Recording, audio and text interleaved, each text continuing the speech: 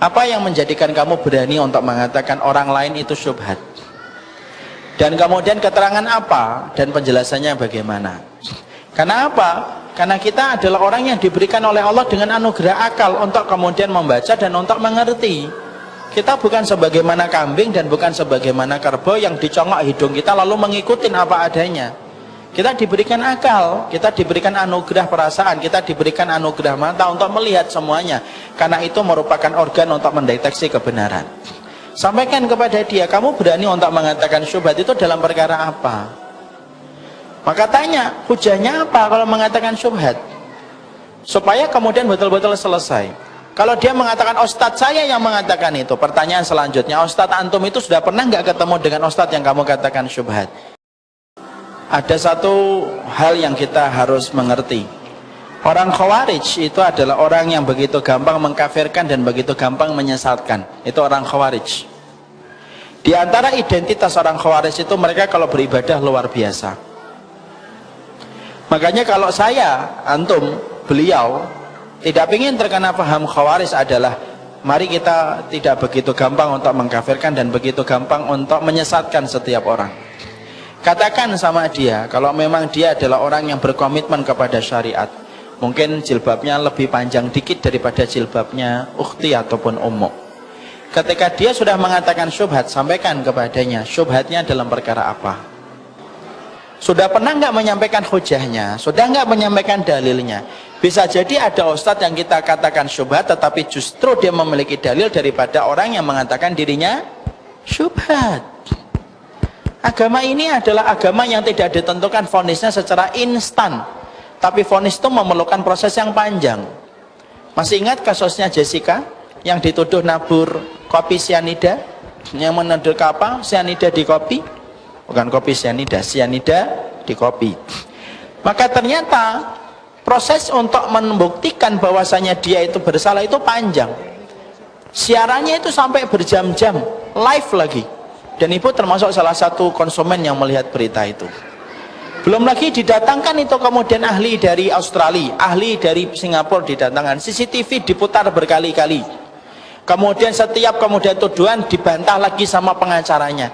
Loh, hanya untuk membuktikan seorang Jessica itu, apakah dia menaburkan kopi, menaburkan sianida ataukah tidak, itu ternyata prosesnya sepanjang itu dan sedetail itu. Padahal hanya untuk menjaga kehormatan seorang wanita yang bernama Jessica.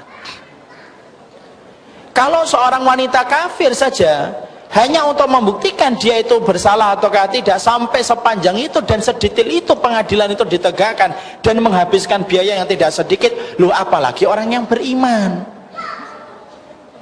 Kalau hanya mengatakan syubhat gampang, tapi membuktikan ucapan itu harus benar. Makanya dalam Islam itu kalau sudah ada tuduhan, makanya kemudian harus disertai dengan hujah yang begitu kuat. Contoh, kita mengatakan fulan berzina, hati-hati loh. Kalau kamu sudah mengatakan fulan itu berzina, kamu akan ditanya saksinya, 4 orang saksi. Kalau kamu melihatnya berarti kurang 3. Padahal kalau kita perhatikan, siapa yang tega melihat zina itu 4 orang bareng-bareng? Ada 2 orang liatin, Masya Allah, sini itu 4, Masya Allah. Masih kurang 3, masih kurang 1 di WA, cepat sini akhi, Masya Allah gitu. Loh, kenapa Allah itu kemudian meminta 4 orang saksi ketika kemudian ada orang yang melakukan zina itu? Karena berkaitan tentang kehormatan. Tapi sebaliknya, ketika Allah kemudian memberikan syariat, kalau kita mulai puasa, butuh berapa orang saksi yang melihat hilal? 4? Enggak, 1 saja.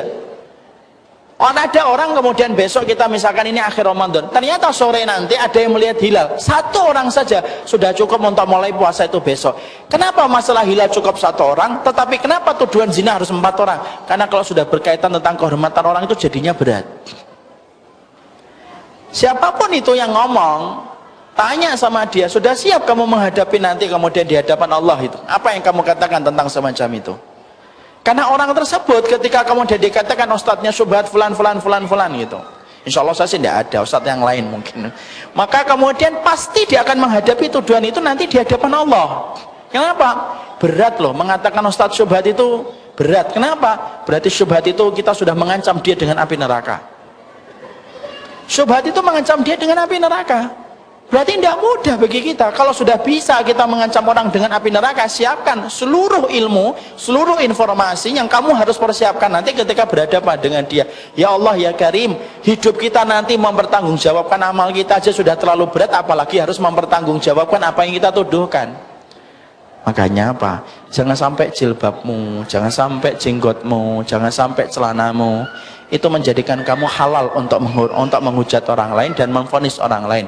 Jenggotmu, celanamu, pakaianmu, hijabmu yang syar'i itu tidak pernah menjadi alat legitimasi bagi kita untuk memvonis secara sembarangan. Allah alam bisawab.